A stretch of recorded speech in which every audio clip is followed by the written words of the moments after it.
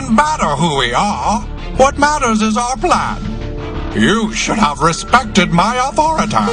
And welcome to Radio DMG. I'm your host, Philip Wesley, the Mile High Mouth, and today is October 25th, 2012, and we've got a lot to go through.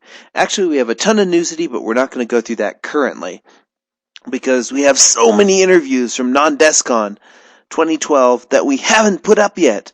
In fact, I'm going to put a bunch of them up in here, along with some music from games like Code of Princess and some of the other upcoming games. So there's going to be there's a bunch of stuff in here today. You're going to like it. I had this huge political rant thing, which I've spared you by cutting it out. Probably. Maybe I'll do that later. But yeah, we've got a bunch of interviews today. We've got a bunch of stuff to put out there. So Newsity is getting pushed into another section, into another episode, especially since there's also a Nintendo Direct today in a couple hours and I need sleep. So anyways, here you go. This is your host, Philip Wesley, the Mile High Mouth for Radio DMG on October 25th, 2012. And let's go ahead and cue the music. The following interview is with Masao Maruyama. He is a director of various shows, and he is the co-founder of Studio Madhouse. He's been in the animation film producer for almost 50 years. This interview was done with a translator and myself, so I speak a little bit slower in a way to help the translator. So that is an explanation of what you're about to hear. And welcome back to Radio DMG. I'm your host, Philip Wesley, the Mile High Mouth, and I'm here at Non-DESCON 2012 with our guest, 成山です。よろしくお願いします。This is your interpreter, T. Kawahashi. Now, a lot of people may not know who you are and what it is that you do. So, who are you and what do you do? リスナーは、丸山さんのことを詳しく知らないかもしれませんので、軽く自己紹介をお願いします。はい、日本のアニメーションを約50年やっております。日本のアニメーション、テレビのアニメーション、鉄腕アトムが始まった時からまだ現役で頑張っております。71歳です。Well, I've been working in the animation industry in Japan for the past 50 years. Starting with the very first animated show, Tetsuwan Atom, Astro Boy, and I'm still been working at it without retiring. I'm 71 years old now. So you started your work on Tetsuwan Atom, Astro Boy. What was it like working with I forgot his name. The mangaka who drew and created Astro Boy. Osamu Tezuka. What was it like working with Osamu Tezuka? 鉄腕アトムの時代から現役ということは、手塚治虫さんは、の下で仕事するのはどんな感じでしたか？はい、まだ僕らがアニメ界に入った時には、そのアニメーションっていうのはどういうものなのか全く分からなくて、虫プロダクションに入りました。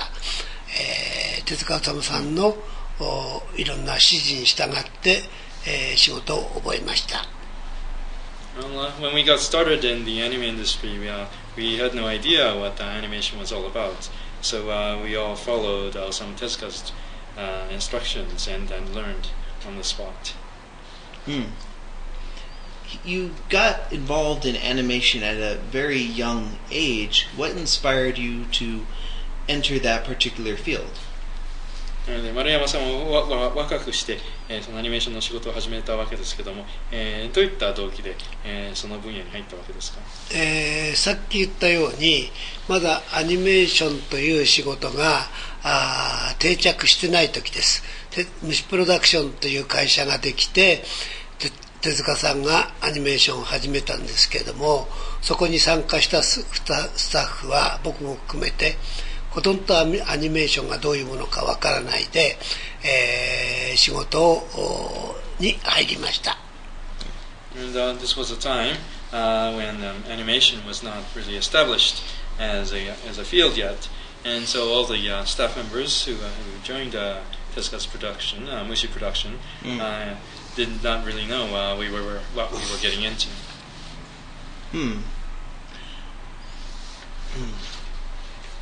According to your biography from Nondescon, you were born in 1941. What do you remember growing up during and after World War II? If you have anything to say about any memories growing up during World War II and after it. なんですかの、丸山さんの紹介文によりますと、生まれは1941年のことですけども、戦中戦後っていうのは、どんな感じだったか。戦中戦後ですか。一応生まれたのは戦中になるんでしょうけれども、物事を覚えるというか、育ったのは戦後ですんで、あまり戦中のことに関しては僕は分かりません。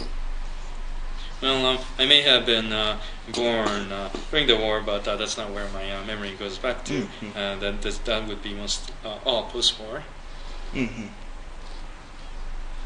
In your time from when you began in the anime industry, the animation industry, to where you are today, how do you feel the industry has grown during your time in it? そして、アニメの仕事を始めた時から、今に至って、日本のアニメ業界というのはどのようにな道を歩んできましたか。まあ最初から現在までやたら忙しいスタッフで、頑張ってるということですが、最初の20年ぐらいは日本のアニメーションが定着するというか、日本中に評価される時間が必要だったのだと思います。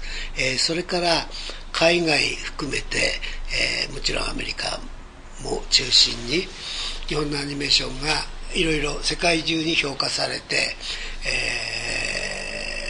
進出したことが最初の20年とは随分違ってるなと思います。So since the beginning until today, I've been just busy with all the staff involved. But in the first 20 years of the industry, I think that was the time when the medium was trying to get established. And since then, animation as media has gotten to be recognized, not just domestically but also overseas, and so I think that's been the biggest change after the 20 years. Where do you feel the industry should be going or will be going in the future with the advent of the internet and the openness of media? It's very easy for people to find and acquire items, and in this this larger market. How do you feel that will affect animation in the future? そしてこのインターネット時代、何でも簡単に見つかり手に入る時代にこれに今やなりましたけども、そういった中で、アニメーション業界、日本のアニメ業界はこれからどのような方向に、進んでいると、丸山さんは思いますか。日本のアニメーションそのものはあまり変わらないと思うんですね。ただかインターネット時代になってかつて海外とはタイムラグがあったのがこれからなくなっちゃう。同じように息をして同じように呼吸して、同じタイミングでものを見たり考えたりするようになるだろうと。そういう意味でもっとさらにグローバルな視点でものを作っていかなくちゃないとは思っております。I think Japanese anime itself will not change so much, but because of the accessibility, all the release schedules will be much more simultaneous. There won't be a time lag as there used to be, and so that's the kind of global audience I think that the animation industry needs to keep in mind as we keep on making new material. a lot of the tools that animation is made with have changed over the years. We've gone from hand-painted cells to CG, computer graphics, computer-generated imagery, and digital paint cells. Do you feel that the advent of technology has increased the ability to create animation or decreased the originality of the animation? Meaning, does the advent of new tools make more anime or more animation look too similar? そして、この、時代を得るにつれて、アニメーション制作の、そのツールも変わってきているわけで、昔は手塗りの、セルだったものが今は、コンピューターの CG であったりデジタルプリントになってきているわけですけども、これによってアニメーションの表現力というのは広がりましたでしょうか。それとも、オリジナリティの方では、その見た目が似たような作品が、増える傾向にあるでしょうか。後者だと思います。比較的似たものが増えているのは現実です。ただ日本のアニメーションっていうのは多分世界中で一番幅が広い、大人ものからハードなものまで、大人もののハードなものから子供もの可愛いものまで非常に幅が広いので、同系統が増えてはいるものの相変わらず裾野が広いというか、いろんなものがいっぱいあって、それがその強さがなくなるということはないと思います。I think the latter is more applicable, and there are many more similar-looking titles today. But I think Japanese animation, of all the animated industries in the world, has the most diverse range of stories, from the mature audience hardcore stories all the way to the cutesy kids shows. And I think there might be more similar shows, but the diversity of subjects will continue to hold up as Japanese animation. You've made a lot of very diverse films and TV series from each other. Is there a particular genre of story that you prefer over another? 丸山さんは、いろんな幅の広い、フィルムや、テレビシリーズを手掛けてきましたけども、この中で、特定に、一番好きなジャンルというのは何かありますか？いろんなことができるのが、いろんなジャンルのものができることがとても楽しいので、特にこういうジャンルというような決まりはないです。むしろいろんな仕事がいろんなスタイルのものができることがとても楽しく、それぞれ得意な分野の監督とか絵描きさんと一緒に仕事できることが一番楽しいです。Well, the best part of my job is that I get to work on a diverse range of subjects, so I'm always going to have fun working with different directors and different animators whose strengths vary depending on the genre they work, and that will be my enjoyment. One of the directors that you worked with was Satoshi Kon. What was it like working with him? そして、丸山さんが一緒に仕事をなさった監督の一人がコンサートしたんですけども、彼と仕事するのはどんな感じでしたか？もうとても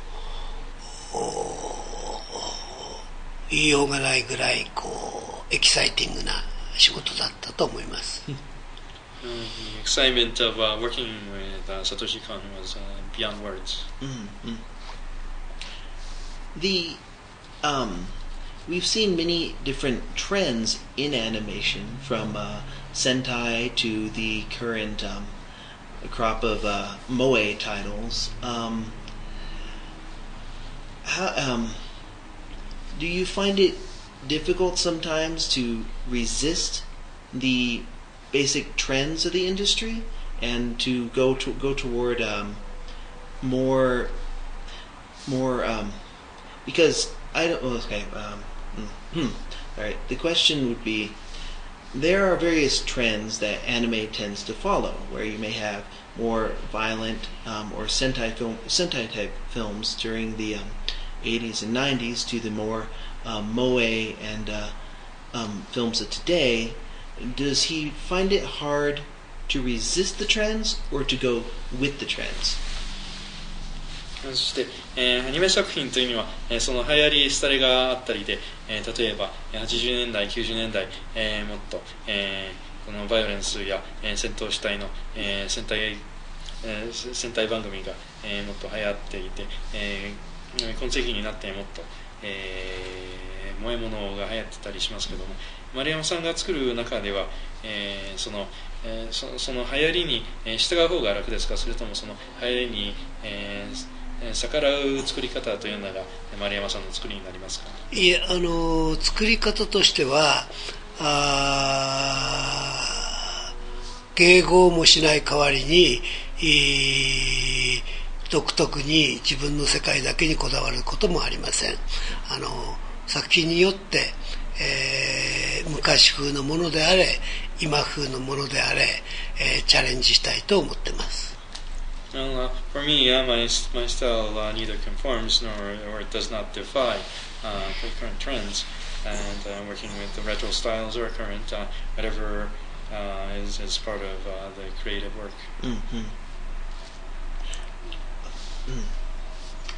How do you feel that? Wait, actually, let me think. If you were not given the opportunity to work in the animation industry, where do you feel you would be currently? Where do you feel you would be working had you not gone into the animation industry? もし丸山さんが、そのアニメ業界で、仕事をする機会がなかったとしたらば、今どのような、ことをしていったと思いますか？あまりそういうことを思ったことがないので、やっぱりアニメをやってるかなと思いますけども、それ以外だとしたならば、旅行が好きで、あちこちコンベンションなんか渡り歩ってるんで、旅行案内人かスタッフと一緒にご飯を作って食べるのが大好きなんで、コックさんだったかなと思います。Well, this isn't something that I've given much thought, so I probably would have ended up in animation anyway. But I do love to travel, and I go to a lot of conventions, as you can see. So I may have ended up being a travel guide, or since I do love to cook for my studio staff, perhaps I may have ended up being a chef. いずれにしろアニメに関わってるってことですよね。But either way, this somehow involves being close to animation.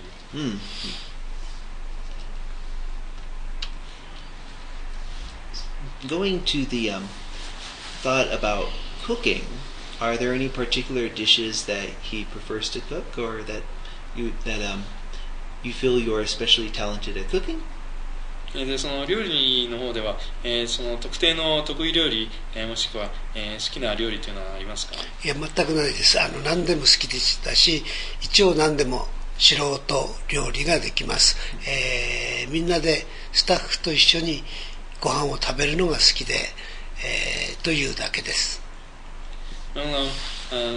There's no particular preference. I can pretty much make anything as an amateur, and it's basically I love eating with my staff, so that's the main point of cooking for them.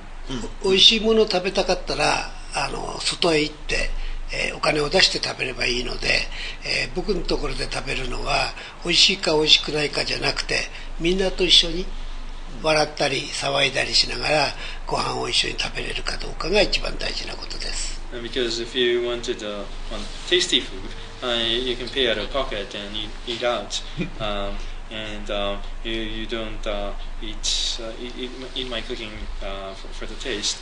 It's really to be eating and having a good time together with everyone. よく失敗をするんですけども、今日のは美味しくないなと思うことがあるんですけども、スタッフは結構気を使って美味しい美味しいと言ってくれます。And I do make mistakes with my recipes, but the staff seem to pretend to ignore that and then say that it's great tonight. because working on an animated film or an animated show can be very stressful, is cooking, it appears that cooking is one of the ways that you help keep morale high on the staff, with the staff and with your crew. What other ways do you encourage your crew to keep their spirits up? このアニメの制作というのは、ストレスのたまる、仕事のように見受けますけども、そのスタッフのために料理するというのはその、スタッフのストレスを解消する一つの、方法じゃないかと見受けますが、他にはそのスタッフの士気を維持するためには何か気遣いというのはありますか？基本的にはストレスがあるのは当たり前のことだと思ってます。非常に多くの人間が関わってそれぞれ性格も違うし、一つのものを作っているのはいろんな難しいことができていきます。それぞれと細かいことで納得するまで話し合ってチームを組んでいくことが僕のやり方だと思ってます。I think on-the-job stress is a given because you have a lot of staff members, all of them with different personalities, and there would be disagreements and clashes. But keeping the combination of personalities going is basically what you need to do. Mm-hmm. And how do you personally unwind or get rid of that stress after the production of a show or a movie is over? そして、その作品の、制作が終わった後、丸山さん自身はどのように個人的に溜まったストレスを解消してますか？いや、僕はあまりストレスの溜まらないタイプです。常にストレスは溜めないようにしてます。そのご飯を作ることもそうだし、例えば一つの仕事終わった時には次の仕事のことを面白くやろうということを一生懸命やると、そのストレスが溜まっていくというよりも溜まる暇もなく次のことに突入するという形でやっております。I tend not to bottle up my stress.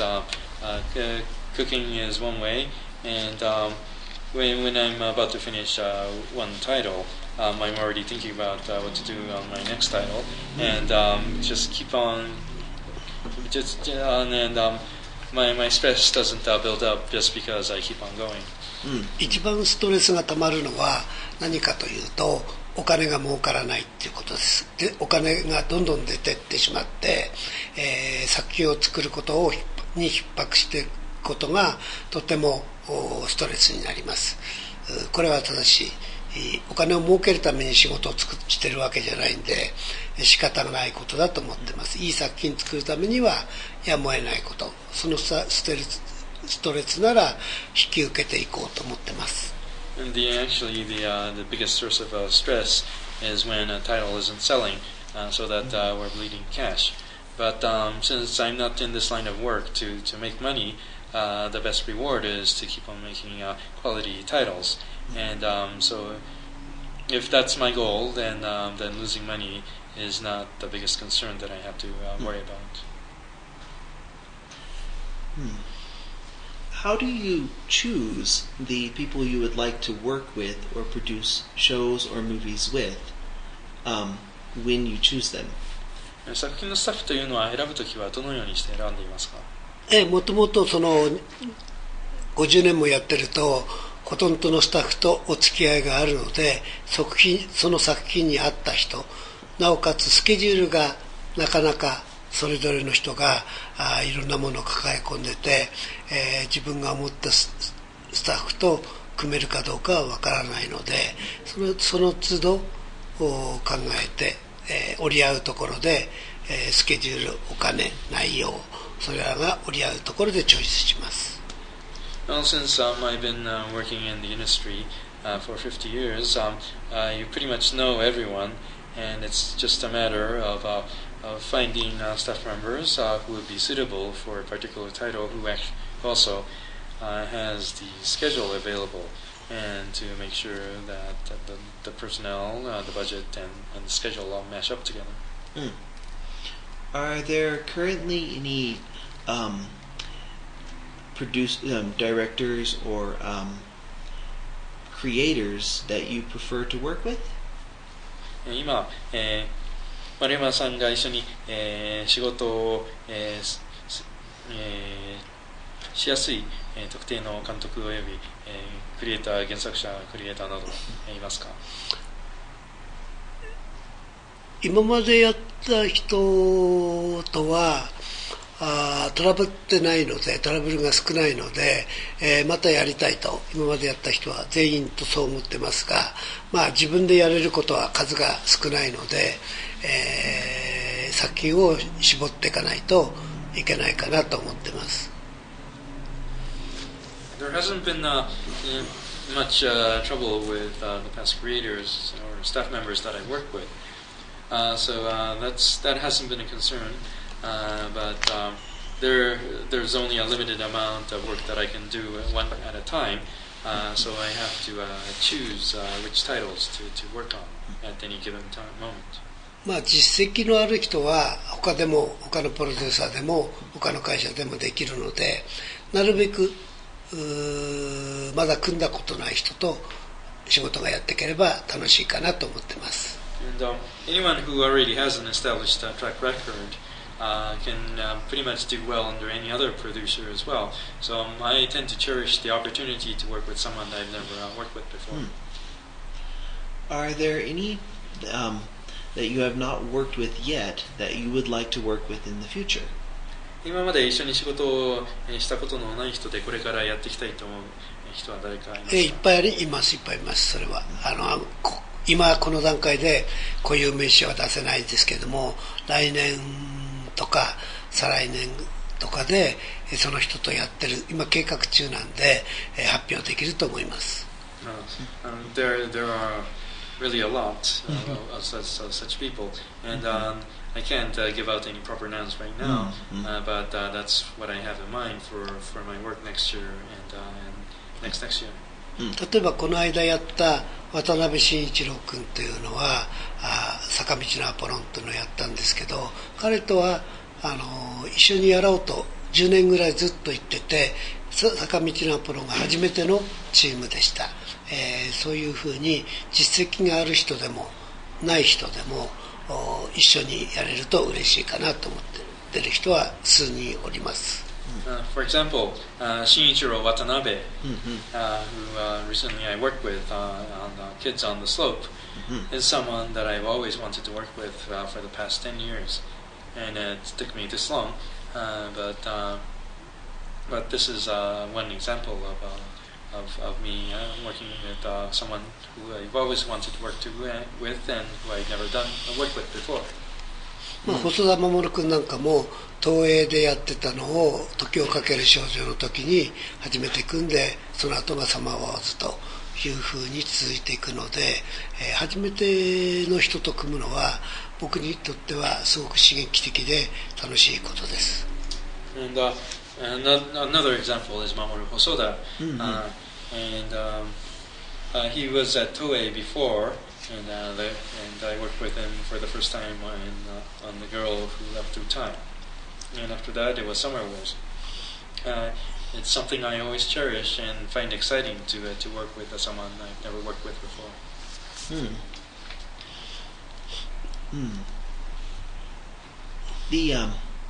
This question. When you work with a lot with animation or with traveling for conventions or so, what do you feel is the proper balance between time spent at work and away and time spent at home with family? How do you balance the two? このように仕事で多忙な時、もしくはコンベンションなどで旅がちな時というのは、その仕事場にいるのとその家にいる時間というのはどのようにバランスをとっていますか？もうバランスは全くないですね。仕事を24時間やってる人、翌日がゼロだったり、バランスが全然ないのがこの仕事の特徴だと思って、それに耐える精神と体力が必要です。続けていくにはね。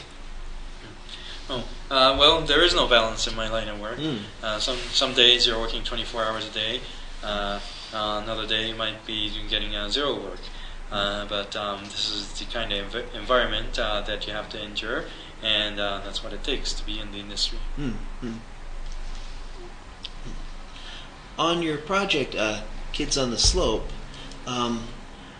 how could you explain why the American audience should be excited for this project? 坂道のアポロン、アメリカンオーディエンスとしては、どのようなものを、楽しみにすれば良い見方になりますか？これはアメリカのオーディエンスだけじゃなくて、特にそこを意識してないし、日本のスタッフだけを、日本のお客さんだけを相手にもしてません。やっぱり青春、若者の心と音楽というのは世界中、日本でもアメリカでも共通する要素だと思うんで、あまり特定の人に向けて、ものを語ってません。若い人、かつて若い人も含めて、これから若い人になる人も含めて、若者に向かって、音楽とアニメーションをアピールしていきたいと思って企画して制作しました。Kids on the Slope was not meant specifically for an American audience, but neither is it for a Japanese audience. I've always thought that youth and music is a combination that's always been a common theme for any audience, be it Japanese or American. And so the show is meant for someone who is currently young, or someone who used to be young, and someone who will be young, and their endeavor in music and experience in youth is basically what there is to enjoy in the show. 唯一坂道アポロンで言えるとするならば、日本のちょっと前の要するに輸入音楽というかジャズが日本に定着する時代のお話なんです。したがってアメリカを中心に展開したジャズの音楽を日本の若者がどう受け止めていったかというところは丁寧にその音楽もしっかりした形で音楽をちゃんとアニメーションとして、やりたいなと思って、描きました。There's one specific thing about the show, and that this takes place in Japan in a time when jazz music was foreign to Japan, when it was being imported, and so that's the part of the show.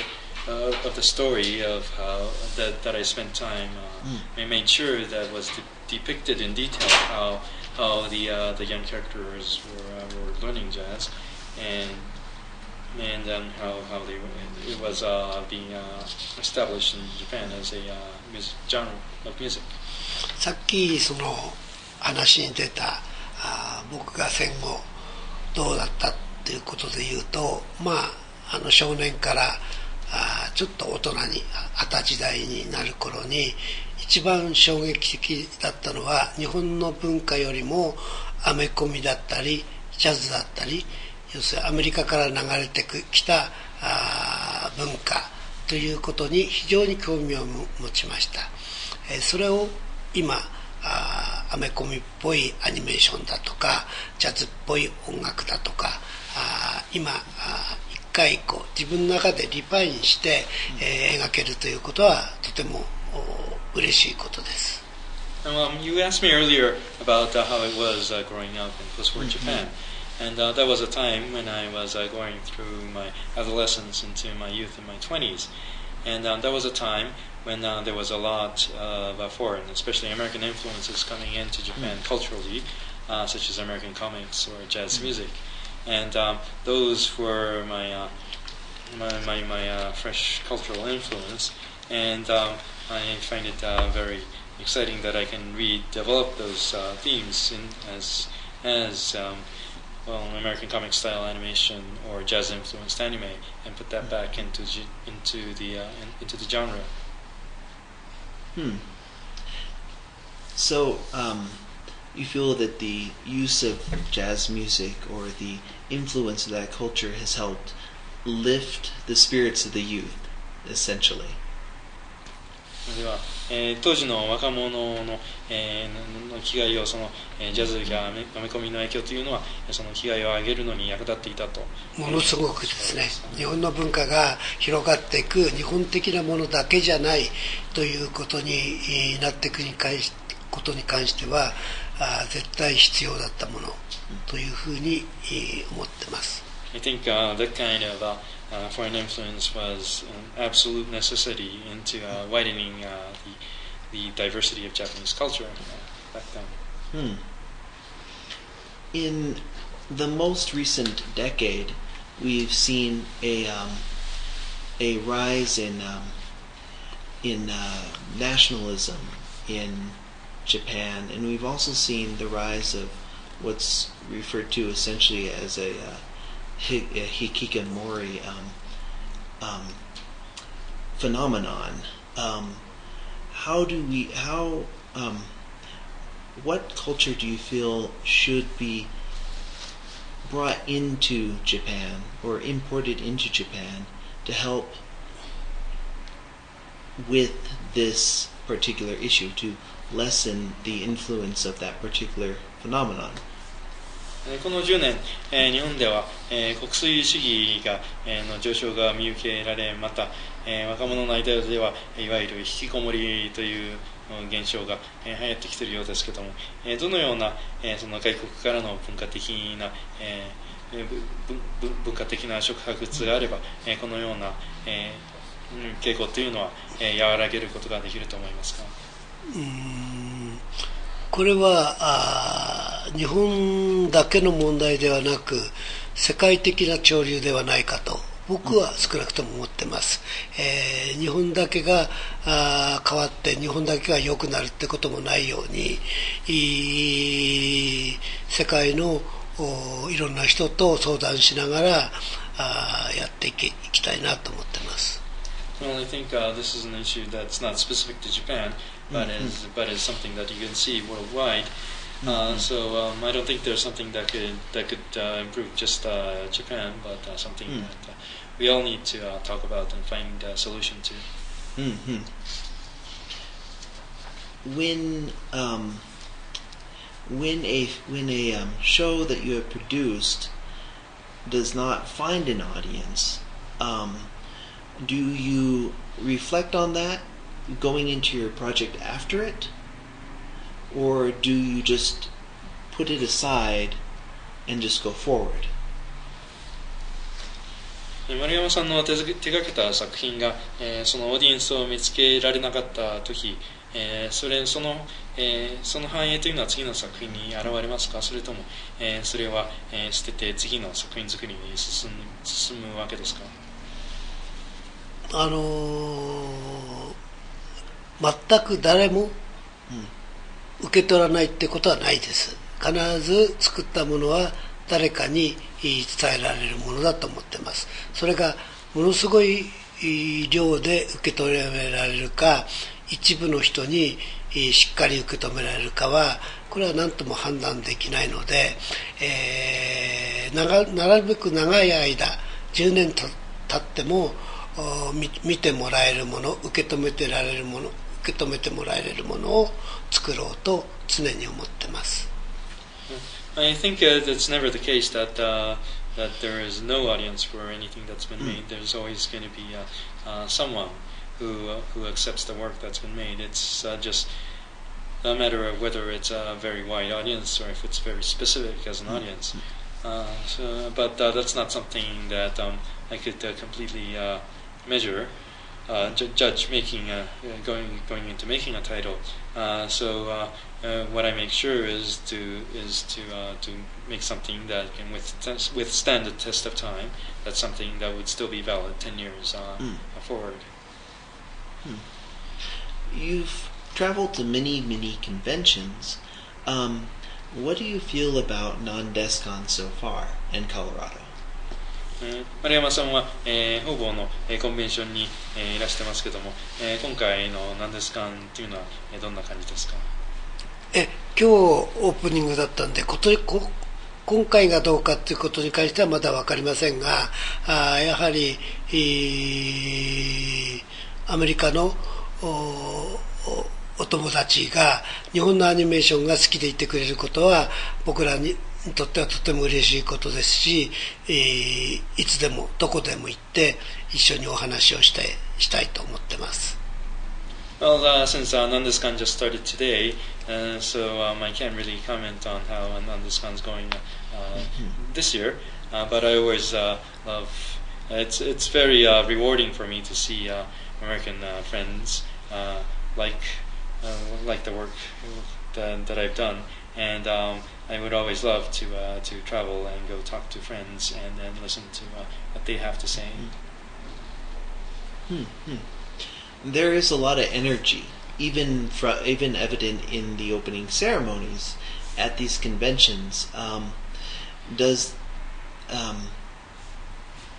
How does this reception in the U.S. compare to the reception at, say, Comiket or various conventions over in Japan? で今回何ですかんでも、その開会式を見ますと、とても、みんなのエネルギーを感じることができますけども、このような、やり取り受け入れ方っていうのは、例えば日本でのイベント、コミケや他の日本でのコンベンションなどとはどのような、に比べられますか？比較になりますか？原則は同じだと思うんですが、日本のコンベンションよりもはるかにオープンな感じがしてとても僕は好ましいなと思ってます。さっき言った引きこもりっていうことが出ましたが、日本のアニメ好きは割とこう自分の世界の自分たちだけ、自分だけなんとなくこう狭い範囲で、アニメと付き合ってるのが海外のコンベンション、アメリカのコンベンションでは非常にオープンな感じがして僕は大好きです。I think the reception of the fans is pretty much the same, but one thing I like about the conventions over here and at Nandeskan is how open the fans are, and as you mentioned about hikikomori earlier, Japanese fans tend to be more shelled up, climbed up into their own world, and so I like the openness of the fans that I see more overseas. Sometimes after a convention, many American fans also tend to be more reserved or to clam up, and are there any suggestions that you could give them or the Japanese fans to be more open? でアメリカのファンでも、コンベンションが終わった後だとまた自分たちの世界に、閉じこもる人たちも大勢いるわけなのですが、そのようなファンや、日本の、もっと閉じこもりっぱなしのファンのような人たちに、何かアドバイスはありますか？僕はこうやって時折みんなで集まってみんなで楽しむってことがあれば、それで家帰って自分一人で、アニメーションもしくは自分の仲のいい友達だけで、話題を共有するということでも別にそれは悪いことじゃないと思います。両方ともあればいいんじゃないかなと思ってます。I think as long as friends can get together at an occasion such as these kind of conventions, it's perfectly all right for someone to go back into their own world or into a small collection of friends afterwards. And if they can balance getting together and then spending time alone, I think that's completely fine for them.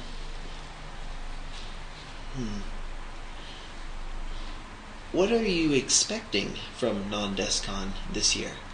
今年の何ですかには何を期待してますか？ですからお祭り気分というか1年に1回みんなで集まって楽しむということはできるんじゃないかなと思ってます。And that would be the once a year gathering and festivities. And for a bit of a lighter closing question, you spoke about the influence of jazz music in Kids on the Slope and in some of your earlier life. What artists in jazz do you feel are the best and or most representative of that genre? で先ほど、アポロンおよび、その丸山さん自身にジャズが、どれだけ大事だったかという話でしたけども、そのジャズアーティストの中では、一番の、大物、もしくは、その作品的に大事な、アーティストというのは誰になりますか？どれか一人と選ぶのは非常に難しいですけれども、ジャズというよりもポピュラーに近いのかもしれないけど、やっぱりサッチモってのは偉大かなと思ってます。Well, it's very hard to single out one artist, and this might be more pop than jazz, but Satchmo is a very big name. And since we are going to be wrapping up the interview now, is there any personal message you would like to let your current fans or the future fans of your work to know? Any personal message you would like to tell them? で、おしまいに、丸山さんの今のファンもしくはこれからファンになる人たちに向けて何か個人的なメッセージがあったらばお願いします。今年から新しい会社になったんで、今までと同じようであったり今までにない冒険をもっとやっていきたいと思っています。多分そういうものが皆さんのところに届くのは来年か再来年だと思います。楽しみにしてください。I started a new studio this year, and so some things will be the same, and I will be taking on a lot of new challenges as well. And you will probably be seeing the fruits of these labors next year at the earliest, and probably in 2 years. So I hope you can be patient and wait for these to reach you. I almost forgot to ask this, and I should, if you don't mind, I'd like to ask a few questions about the new studio. Would that be okay? で聞き忘れてしまったので、丸山さんの新しい、スタジオ会社のことについて少し教えていただけると嬉しいです。はい。First, what compelled you to leave Madhouse Studios?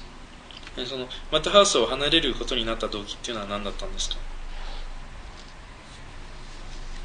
ちょっと今までのものもやっていきたいんですけど、もっと新しいこと、非常に難しいことに挑戦したいと思ってます。マッドハウスは若い別な人がつないでいってくれるので、ちょっとした冒険はマッパの方でやっていこうかなと思ってます。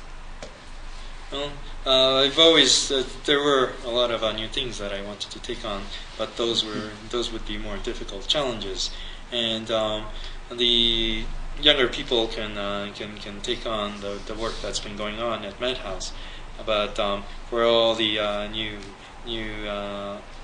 challenges and endeavors, that's something that I could do better at a new studio called at Mappa. The name of your studio, Mappa, has a unusual meaning. Would you like to explain the concept behind the name and why you chose it? そしてこの、マッパというのは、とても、その斬新な、意味があるとのことですけども、この名前のコンセプトについて少し教えていただけますか。一応日本語で裸一貫ゼロからのスタートという意味を持ってます。MAPPA has the connotation of starting from scratch, start naked in Japanese. で一応意味だけを厳密にローマ字の頭文字を言っていけば丸山の M です。アニメーションの A です。プロデュースの P です。プロダクト僕がプロデュースするプロジェクトの PP ですね。で、アソシエーション会社とMAPPAになります。And if you take the literal for the acronym MAPPA comes from M for Maruyama, A for animation, P for produce, and P again for project or product, and A as an association, as a company, spelling out MAPPA. So the basis of the studio is to be a rebirth of your artwork, of your art. ではその丸山作品の、リバース、再生を意味するということですね。そういうことですね。Yes. And after Kids in the Slope, is there anything you can tell us about the next project you are working on? そして、キッズアンダースロープ、アポロンの次の、企画というのは何か教えていただけますか。いくつかもう具体的に動き出しているのも企画だけ先行しているのもありますが、それはまだ今の段階では発表できないです。And there are several projects that's gone into greenlight production, as well as others that are still in planning, but there's nothing that I can publicly talk about right now. 今年中にはいくつかのタイトルが言えると思います。But I think I will be able to announce a couple of the titles within the year. We are looking forward to that. And well, thank you very, very much for the interview, and I hope that our audience has enjoyed the interview as much as I have enjoyed asking these questions, and I hope that you have enjoyed the interview. Have you enjoyed the interview? 楽しみにしています。そしてインタビューありがとうございます。私が聞き手となったのと同じくらい、この番組のオーディエンスも楽しんでくれていれば嬉しいです。またマリアン様にとっても楽しめたインタビューであれば嬉しいですけども、マリアン様楽しめたでしょうか。ありがとうございます。よろしくお願いします。Yes, thank you very much. Yes, you've been listening to Radio DMG. I'm your host, Philip Wesley, the Mile High Mouth, and my guest has been 丸山です。丸山でした。and this was your interpreter, T. Karahashi. And good night.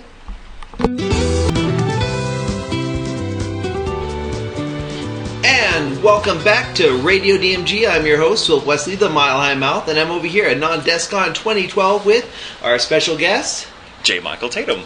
So, J. Michael Tatum, who are you and what do you do? Oh, that's a good question. I'm still trying to figure that out. Let's see if I can sum up.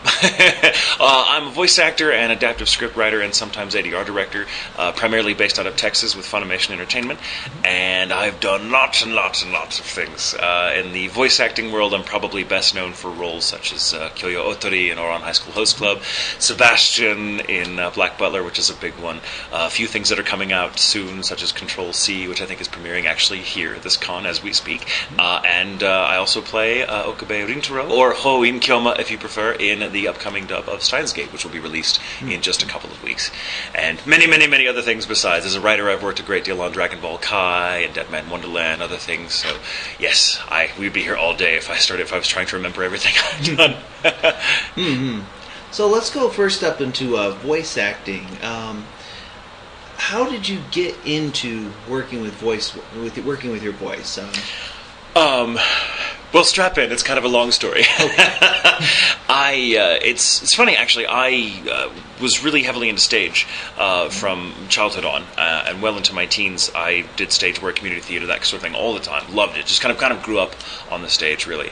And but for whatever reason, when the time came to sort of to carve out a career path for myself, I chose to not pursue acting because I think it just takes a very courageous person to do that, and I am not a very courageous person, so I kind of went the safer path and had a very different career that had nothing creative at all about it for years and years and years. Luckily, though, later acting seemed to find me again by pure luck, really, nothing more. I happened to know a gentleman named Christopher Bevins, a brilliant ADR director, writer, and actor with Funimation.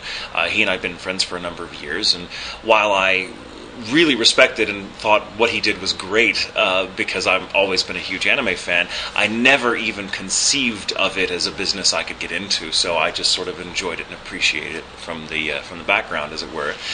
And like a bolt out of the blue, he called me one afternoon and asked if I would come and audition for him for a show he was working on at the time called Samurai 7, and I was deeply flattered, and I politely turned him down because the idea of doing it again after more than a decade away from acting just terrified me. And luckily for me, though, he doesn't take no for an answer, and he got scarier and scarier over 2 weeks as I tried to beg off of it. And finally, he forced me to come in for what was a 4-hour audition.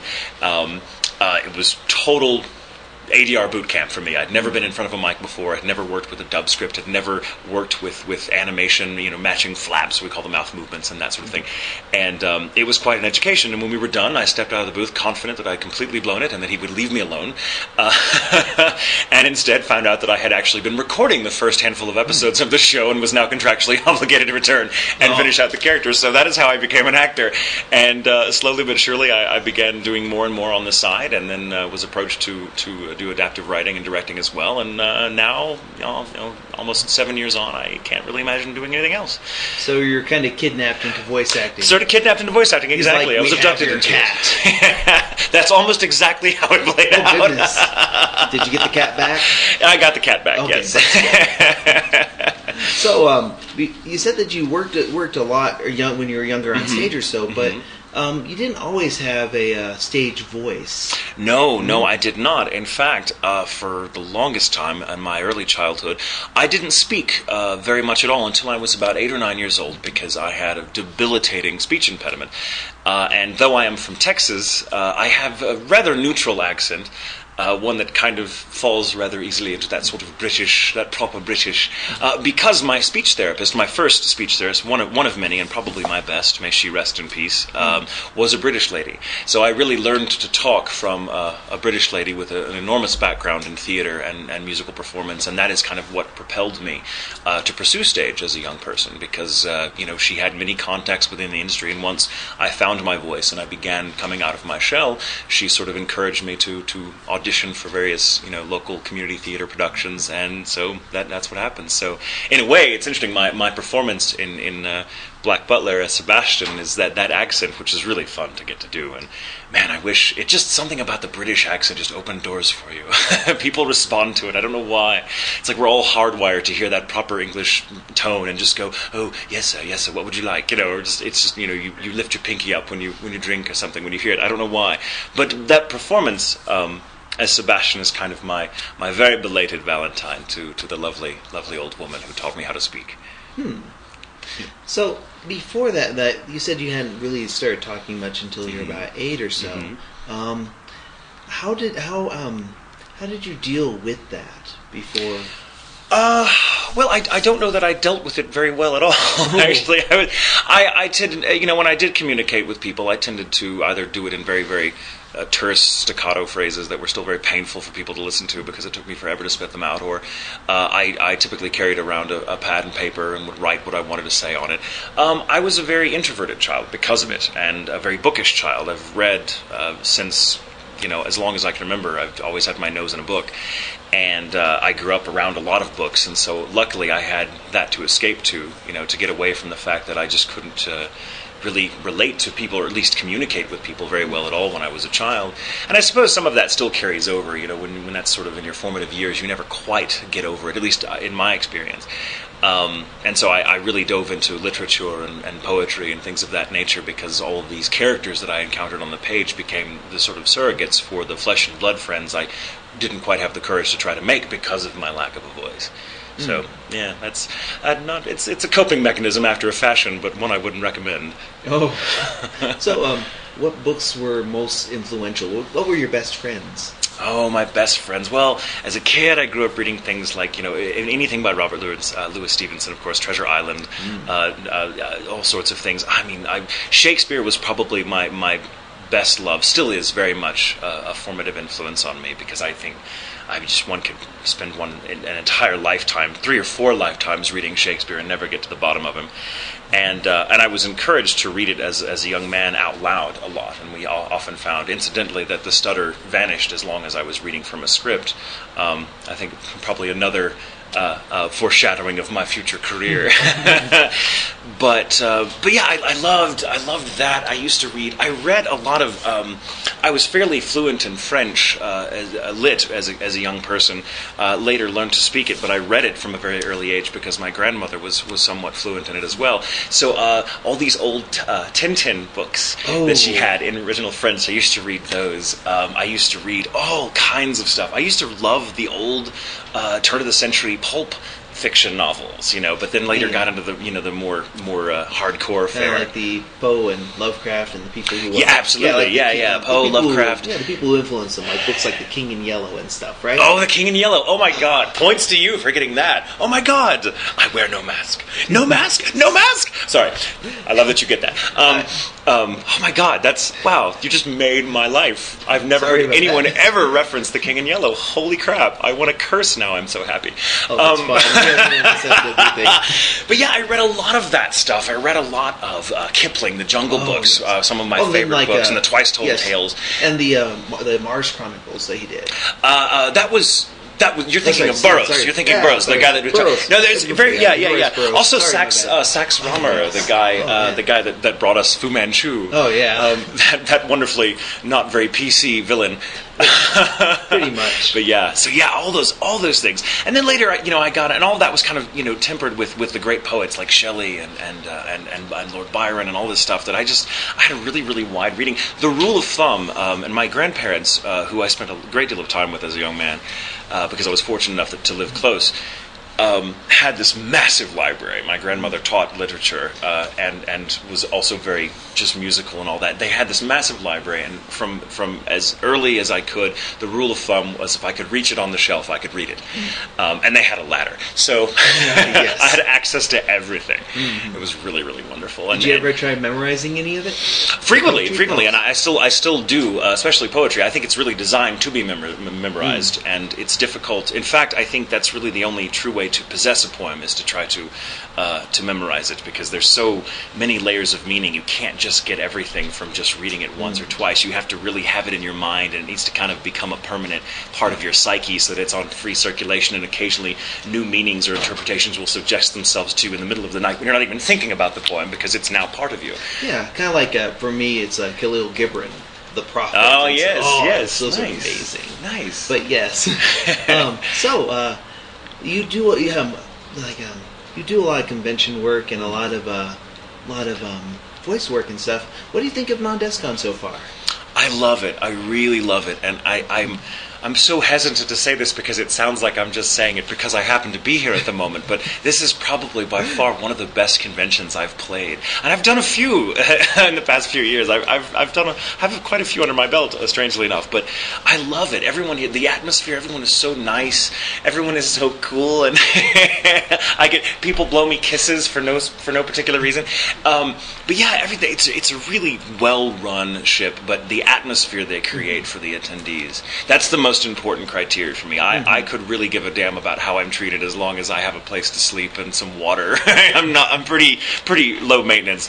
At least that's what I like to think. Yes. Maybe the truth is different, but it's getting to see really getting to come to conventions is, I think, the single best thing about what I get to do for a living, because it's wonderful to see that there is now sort of these little for want of a better word, these little brigadoons, these little communities that crop up like mushrooms after a rainstorm, that just for the weekend where nerds like myself can kind of congregate under this blanket of security and just express themselves and be who they are and not worry about the outside world for a few days and not have to constantly justify their existence to people who don't get it. I love it. I love being part of that. I wish I had this when I was a kid, so I'm getting to have a second childhood coming to these things.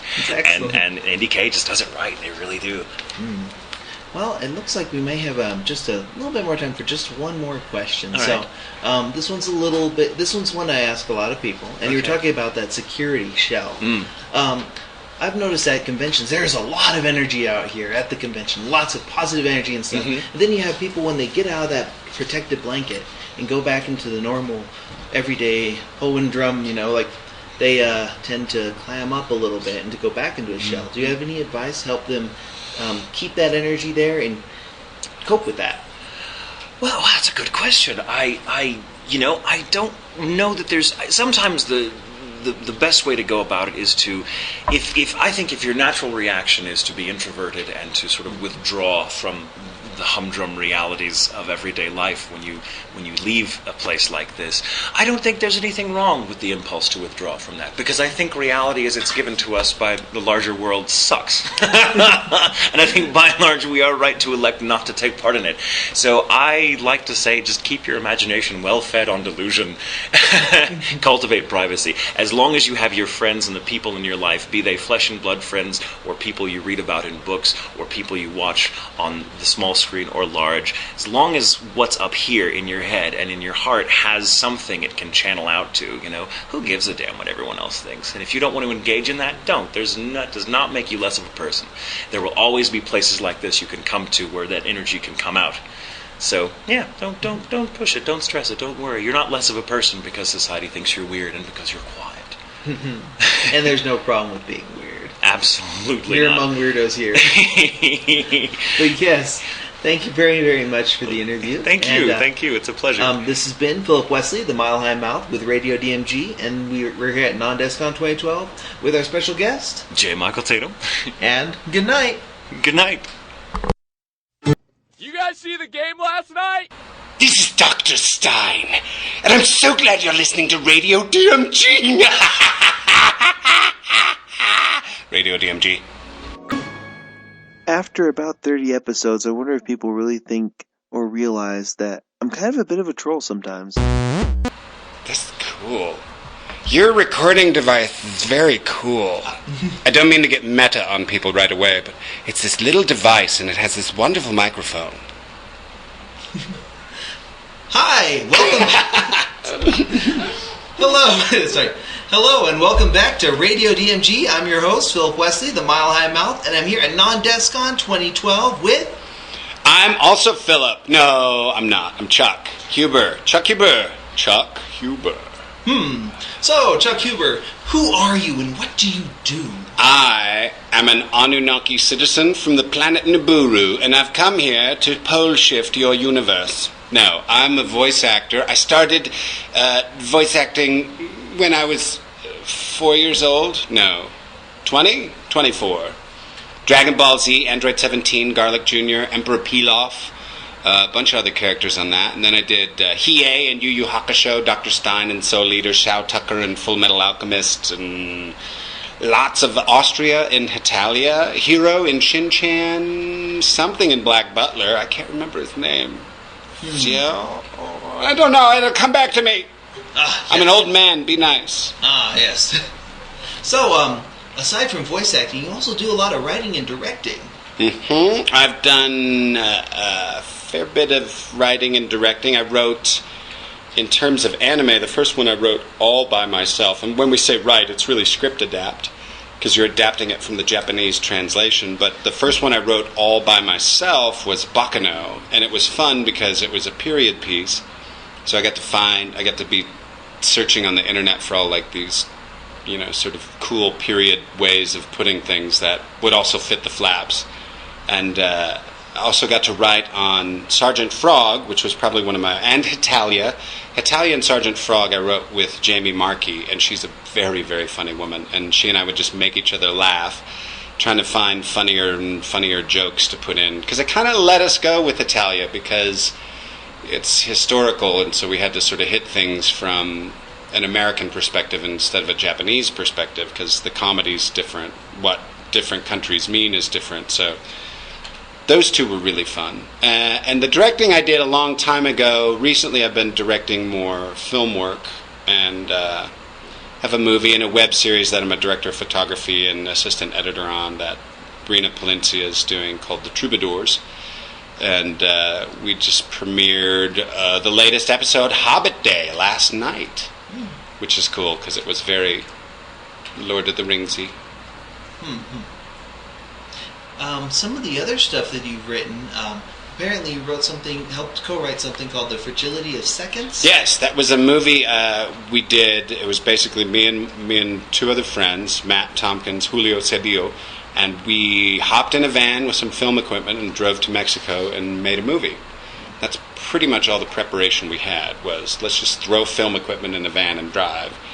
And it ended up winning top honors at the Houston International Film Festival, which was fun. And it's a fun bilingual sort of border drama. And my character was Scottish. I thought it was fun to have a Scottish character because I thought it'd be fun to try to speak Spanish with a Scottish dialect. Donde está el centro? Hay que tomar un taxi. And all the people in Mexico thought it was funny to hear me talk Spanish with a Scottish dialect. So I did that. And then I have another movie, Arbor Day, the musical, which Vic Mignogna's in, Brina Palencia, Chris Sabat is, Okerchan's going to do the sound design once I finish the edit, which Brina and Paul are helping me on right now, sort of managing the finish on the production side. And it's awesome. It's got lots of great music in it, singing and dancing. I noticed that you funded it with Kickstarter.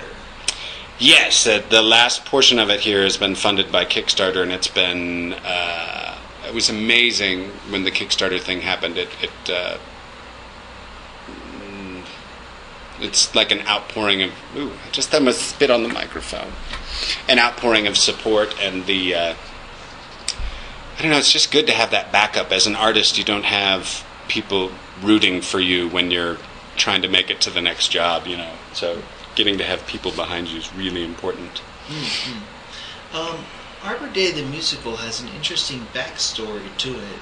Would you care to elaborate on it? Yeah, it's about a director putting on a theatrical musical. It's and the musical he's doing is about September 11th, so it's essentially a September 11th musical comedy, which most people think you can't do that. And that's exactly why I want to do it, because people say you can't do that. And I have a friend who, when the idea came to me, I had a friend who lost someone in September 11th. Her dad was killed at the Pentagon. So I thought if I could pitch this movie to her, I couldn't approach all the victims' families, but I thought if I could pitch this movie to her and have her, she didn't necessarily have to buy into everything, but just the idea of a movie that sort of takes the myth of that day and tries to shred it down a little so it's not such a powerful, tool for politicians or the media or government or whatever. And so I went to her dad's grave and then to the Pentagon with her, and she walked me through her day, that day and the next day when her father died. And after she told me the whole story and went through the whole thing, then it was time for my pitch. And it was the most nervous I've been giving a pitch in my entire life. But she loved it. She loved the idea of it. And so that's when I decided to do it. Actually, then I had a massive heart attack the next day and a quintuple bypass surgery. So it was another 3 months before I started filming. Was it difficult to get people to be in this? Yeah, there was some resistance, and we had a couple people quit. But the more I involved other artists, the more I said, I don't want to be a tool. I don't want to use you as a tool to sell some agenda. I just want to speak the truth about whatever it is you want to say about it, because the movie mirrored the stage play that the director was doing in the movie, in that people were confused and hurt, and there's conflicted feelings, and And I said, that's just part of it. I said, I think we need to show that. And so we did. And we've got some really amazing stuff, really amazing scenes. I can't wait to get finished with it. It's so close. I was supposed to be finished by now, but now that I have backup, now that I have people managing me, I'm married and I have 6 kids, and I'm a self-contracting artist, and I'm not very good managing myself, so it's good to have people backing you up. Speaking about managing yourself, you seem to be very, very busy. How do you find the time to spend your time on your work and with your family? Well, they miss me sometimes. There's seasons of my career. I mean, prior to Arbor Day and the heart attack, I had been doing more corporate things to fill the gap, like corporate training, and was doing a lot of the script writing, which you can carry with you anywhere. And after the heart attack, I just decided that I would go full steam into just being a producer and a director, and now an editor and a director of photography. And this will be 2 years this December, and it took me about 18, 19 months to even get myself back into that side of the business. But now things are picking up and things are looking... So my family's missed me a lot, and they've been very patient. But now that things are picking up, they'll get to see me more often. Mm-hmm. And I'd see them almost every day, and we do attachment parenting, so the kids are always in the bed with us. There's typical thing is to wake up in the morning and everybody's just sitting in the bed, talking about what they're going to do that day, or whatever. The youngest is 1; she sleeps in the bed with us, so I get to hang. She's the one. It's important for me to keep a connection with her, so because otherwise they get scared. Who's the scary man with the beard? When I went to Africa, I came back, and Sophia, or was it Max? I can't remember. I think it was Max.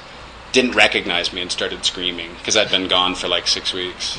Oh, goodness. And it was an important 6 weeks. But then, they get over it. Mm-hmm. So, with 6 kids, how do you come up with so many names for them? Do you just kind of eventually just start naming them after stuff in the room? That's right. Lamp. This is water bottle. Over there is power strip. Blanket. Now, Kirsten does most of the naming. Well, usually when she's pregnant, we kick ideas back and forth. I wanted Juliet.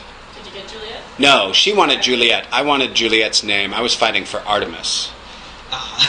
And she nixed it. I wanted to name her Artemis. I didn't even get it as a middle name. Oh. But Juliet Artemis just kind of sounded weird, so she's Juliet Diane. So yeah, no, none of that actually. It's good. It's good. It was just Juliet's a beautiful. Juliet's perfect for it. I couldn't. But if we have another, it's Artemis.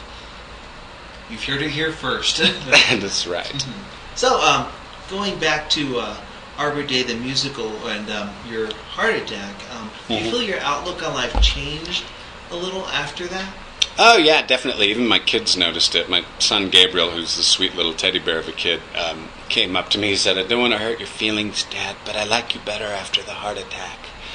And I was like, doesn't it? No, you're not telling me anything I don't agree with, because it slows you down. It makes you... physically, I could not get upset or anxious for, the first 2 months, because if I did, I could feel it. You can literally feel it in your heart.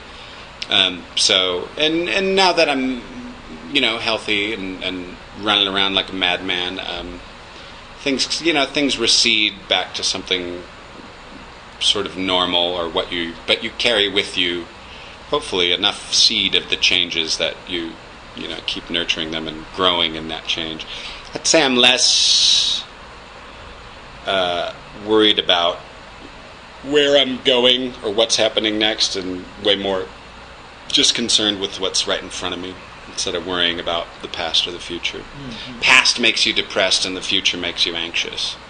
So the now is the best place to be. Best place to be. Mm-hmm. Speaking of the place where you are, what do you think of Non-Descon so far? It's amazing. It's a really excellent convention. A lot of people told me it was excellent, but I've been doing conventions now for I don't know how long, 10 years, and the newer cons when they're getting the complications of organizing something like a convention, especially an anime convention. I mean, you got the dealers' rooms, you got tables, you got artist alley, you got contests, you got judges, you got people wanting press interviews, you got registration, you got food, you got hotel bills, you got cars, there's so much that has to be done. Security, walkie-talkies, and just goes on and on. So for the staff to have things so well organized, you walk in to your room the first day and there's a book, and you open the book and it tells you everything that's happening. It tells you when you're supposed to be where, and gives you all the numbers. You get everything in one nice little book, and it's like, this is really cool. And then the fans here are really cool too. We were remarking, we're like, there are the prettiest people here. This is like the con with the prettiest people. I don't know what the deal is. It's Denver. It's Denver. That's what it is. Is it the Denver vibe? People live here or move here? I think it's the altitude makes you prettier or younger or something. It's also that it's a little bit more difficult to breathe around here. I think it's one of the healthier cities too. Yeah. That has something to do with it. Definitely. It might be. It's a very clean city too. We're like, this place is so clean. It works out for us and such. Yep. Mm. So, you've written several different types of stories and such. Which do you find easier to write, drama or comedy?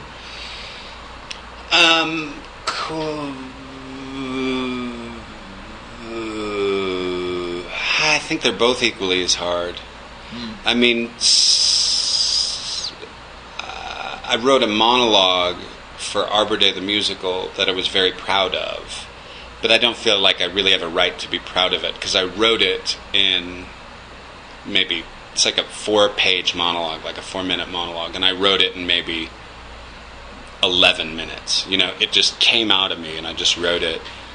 And so some of those things you're not even in control of or in charge of, and those are nice.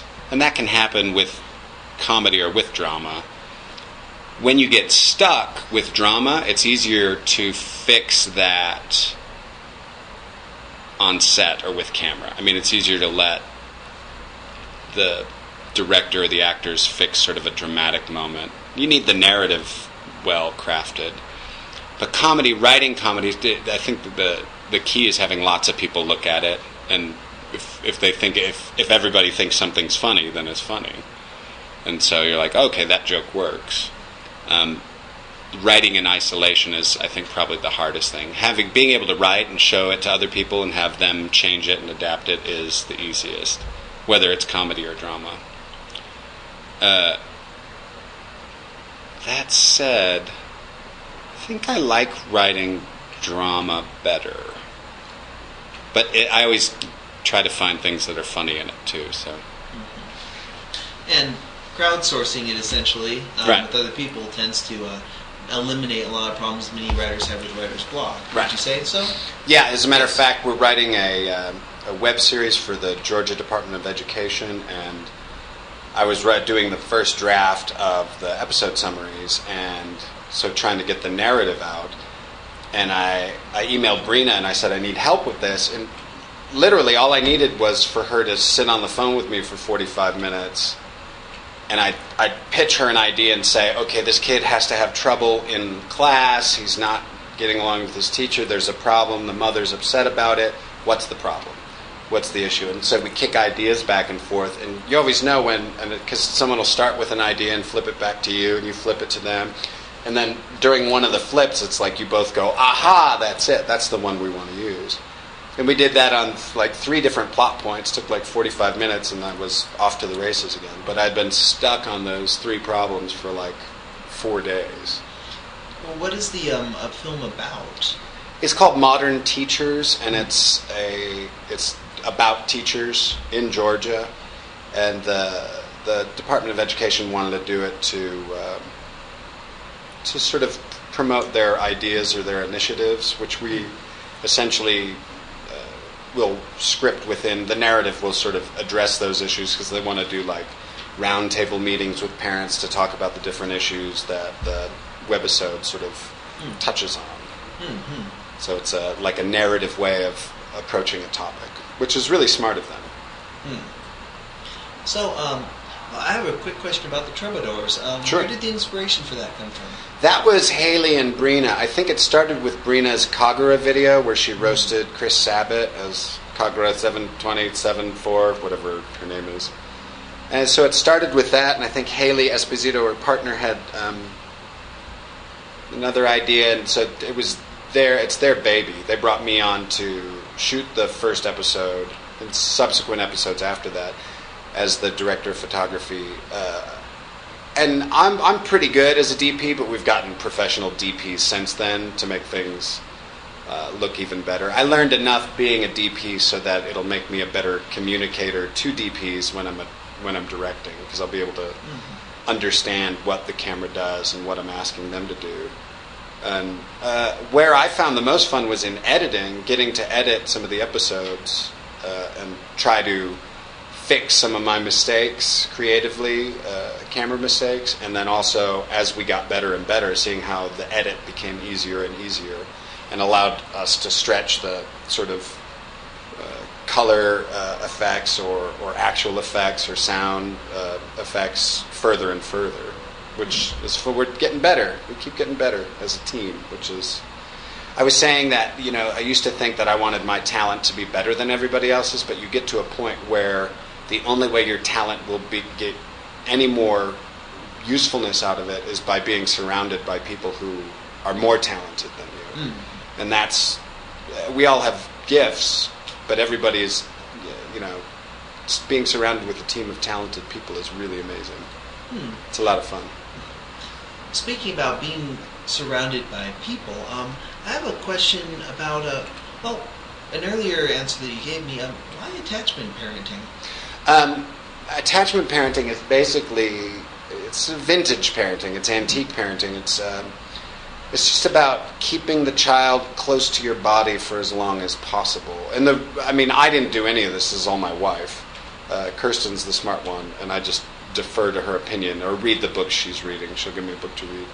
But like a great way of describing it is that when you sleep with a baby in the bed, and people always say, aren't you afraid you're going to crush the baby or roll over on the baby and kill the baby? No. And I think if you were like a horrible alcoholic, you probably shouldn't sleep with the baby because you will be drunk and something bad will happen. But you're very sensitive to where they are. And actually they've found that because you have the baby in the bed with you, we don't have to wake up for feedings. We just stay asleep. Mom just rolls over and nurses the baby and everybody stays asleep. Baby stays asleep, I stay asleep, she stays asleep.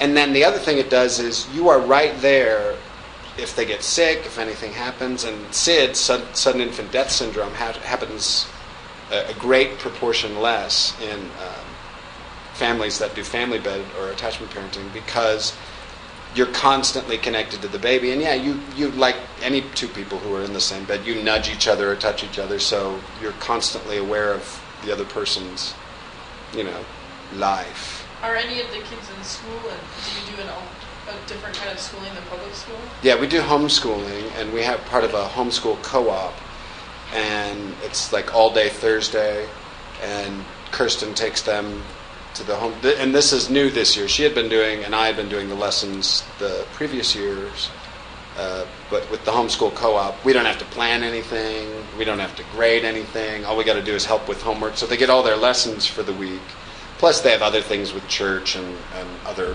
art organizations that they do outside of the home. But yeah, so every Thursday they go and get their stuff. Do they use a Becca, Bob Jones, or Saxon?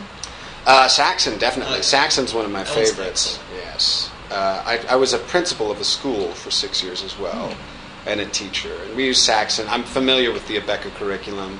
I think some of this may be Abeka, or what's the other one? Excellence in Writing. Yeah. I think it's Excellence in Writing. Writing. And also Bob Jones. And Bob Jones, yeah. I'm not familiar with the Bob Jones one. But my favorite thing about homeschooling is just that it's so much less stressful, less work, less drama, less... You have to worry less about bullying. Yeah, you don't have to worry about any of that because your kids are... And people worry about socialization, and you can't... Our kids will tell us if they've been in the house too long, and they need their friends. But, high school and junior high, the only place that environment ever exists again in life is in prison.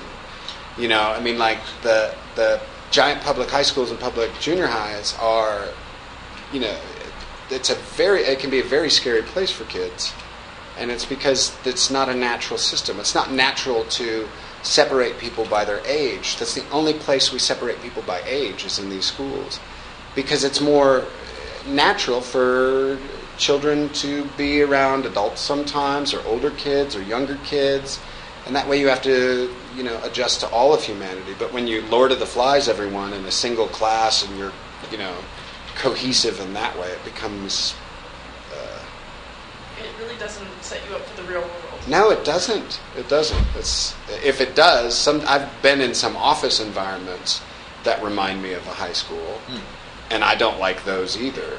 But that's because they don't know any other way to work it. You know, the managers are the teachers, and the workers are the students, and there's cliques and all that. And, you know, that's just not healthy.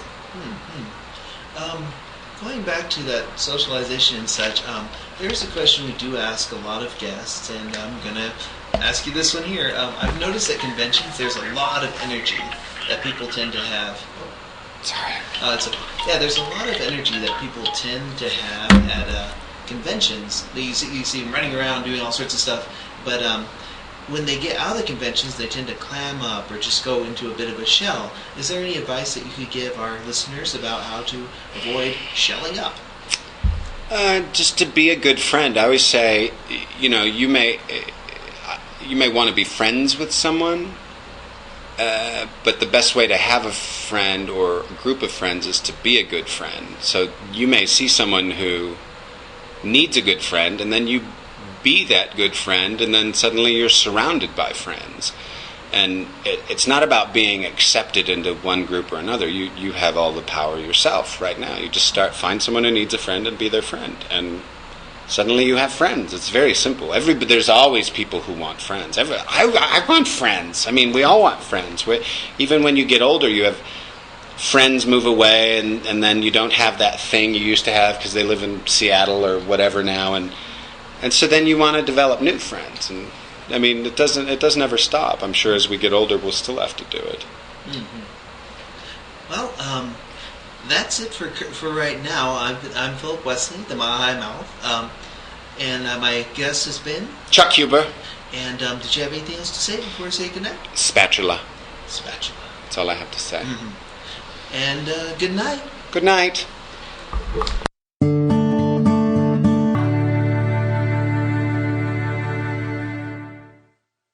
So that's where we are currently. That's 3 interviews down, and we have 6 more interviews to go, which we'll put in another episode along with newsity and such. So I like saying so quite a bit. Anyways, you know, I really just make these episodes for myself. Yeah, this podcast is for me. So, that's all for right now. We'll be recording more later today, and by the time this gets up, I should have already finished recording the next one, and then that'll go up, and madness. Time to go home and get some sleep. Ladies and gentlemen, this has been Philip Wesley, the Mile High Mouth, here for Radio DMG, episode 31, October 25th, 2012. Good night. Morning, Maya.